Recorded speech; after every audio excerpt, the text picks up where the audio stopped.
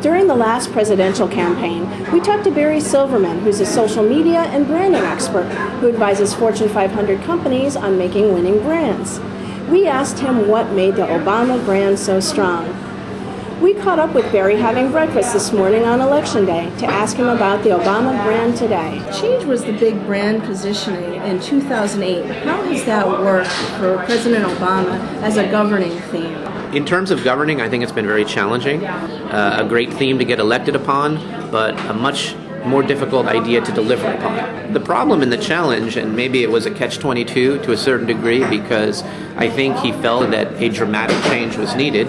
As a campaign platform and as a brand promise, a good way to get elected, a much harder way to keep your job. Okay, the empowerment of the ordinary voter and the fast pace of media change was something in 2008 you said Obama exploited well. How about the last 2 years?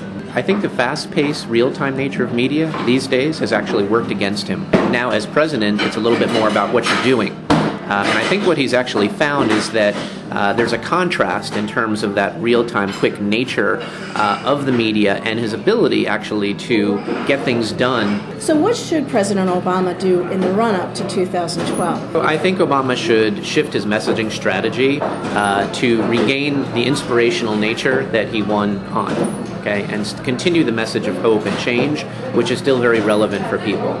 Secondly, I think what Obama needs to do is focus on the things most important to people right now, primarily the economy, and he'll do much better in 2012. So what do you think of Brand Hillary? The interesting thing about Brand Hillary is that initially it was one of those situations where it was perception versus reality. Perceptually, the brand Hillary had problems, but the reality of it, there was a lot of substance there.